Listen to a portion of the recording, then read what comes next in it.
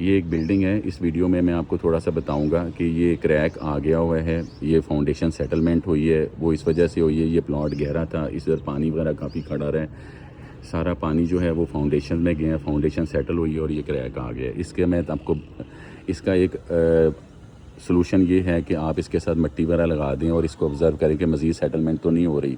अगर मज़ीद सेटलमेंट नहीं हो रही तो इसको इस तरह भी हम कर सकते हैं। दूसरा ये है कि अगर नहीं, ऑनर कहता है नहीं मैंने इस बिल्डिंग को सेव करना है, 100% तो सिक्योर करना है, तो फिर आप बताएं क्या करना चाहिए। हम इसका एक साइड से हम इसको डिसमेंटल करेंगे, ब्रिक वर्क को फाउंडेशन से नीचे तक लेके जाएंगे डिसमेंटल करके। जो हमारा जहाँ पे प्लिंथ बीम आना है या टाई बीम आना है उससे कोई 2 फुट ऊपर ब्रिक वर्क हम डिसमेंटल करेंगे। ठीक है, पूरा डिसमेंटल करके हम नीचे से स्टील को फिक्स करेंगे। स्टील को फिक्स करके प्लिंथ बीम के बॉटम तक हम इसको कॉलम को फिल कर देंगे। ठीक है, इसी तरह फिर अगले 15 फुट के बाद, ठीक है, या 12 फुट के बाद फिर हम उसको उसने ब्रिक वर्क को डिसमेंटल करके वही हम स्टील ऊपर तक लेके आएंगे। प्लिंथ बीम के टॉप से 2 फुट ऊपर छोड़ेंगे, निकालेंगे, वो हिस्सा ब्रिक वर्क का डिसमेंटल करेंगे, स्टील फिक्स करेंगे, वो भी कॉलम करेंगे। हर 15-15 फुट के बाद आपने इस तरह कॉलम ब्रिक वर्क डिसमेंटल करना है और वो ऊपर तक इसका स्टील फिक्स कर देना है। ठीक है, फाउंडेशन से नीचे से स्टील फिक्स होगा, प्लिंथ बीम से भी ऊपर डावल निकले होंगे। ठीक है, वो छोड़ देने, इस तरह आपने कर दिया, फिक्स कर दिया।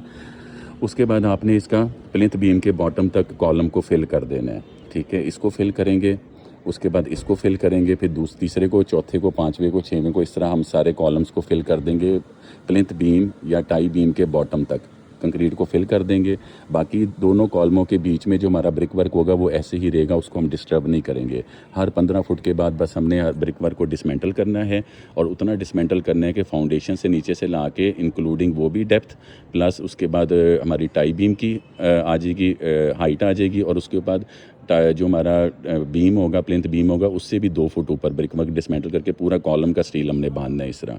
ठीक है, फिक्स करने के बाद फिर हमने ये फिक्स हो गया, सारे कॉलम्स को हम कंक्रीट से फिल करेंगे प्लिंथ बीम के बॉटम तक। प्लिंथ बीम के बॉटम तक फिल करने के बाद फिर हमने एक कॉलम से दूसरे कॉलम में हमने उसका ब्रिक वर्क हम डिसमेंटल करेंगे 1 फुट के करीब, और 9 इंच बाय 9 इंच का हम प्लिंथ बीम डालेंगे, स्टील बांधेंगे, उसको हम करके 9 फुट का पूरा फुट बाय 9 इंच इस तरह दीवार है, 1 फुट हम हाइट में उसको डिसमेंटल करेंगे।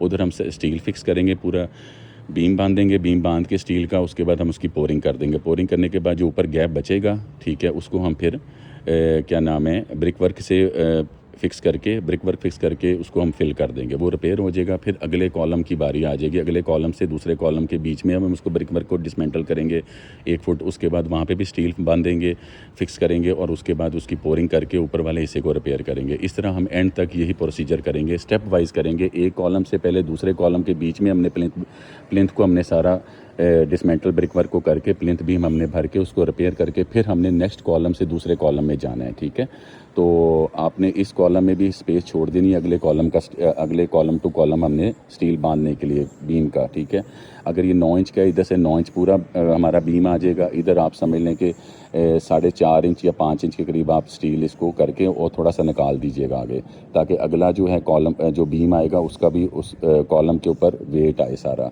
ऊपर वाला जितना भी वेट है बीम पे आएगा, प्लिंथ बीम पे आएगा या टाई बीम पे आएगा, उसका कॉलमों पे आएगा।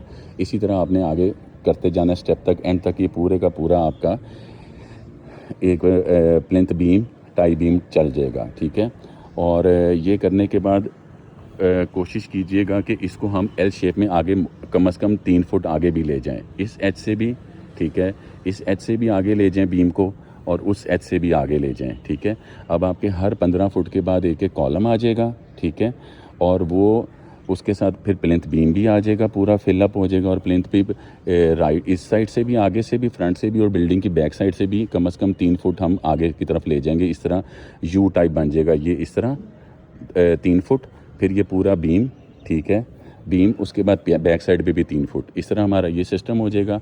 और हर उसके बाद बीम हमारा फिलअप हो जाएगा। बीम फिल होने के बाद बकाया जो ऊपर हमने 2 फुट स्टील अब ब्रिक वर्क तोड़ा होगा और हमारे डावल निकले होंगे, फिर हम उसको कंक्रीट दोनों तरफ शटरिंग लगा के उसको हम फिल करेंगे। ठीक है, कंक्रीट की पोरिंग करने के बाद हर 15 फुट के जो हमने डावल निकालेंगे इसको फिल करेंगे, फिर उसको फिल करेंगे, ऊपर वाले हिस्से को प्लिंथ बीम से ऊपर वाले 2 फुट जो बचेगा उसको कंक्रीट से फिल करके शटरिंग लगा के बोथ साइड से हम उसको कंक्रीट को फिल कर देंगे।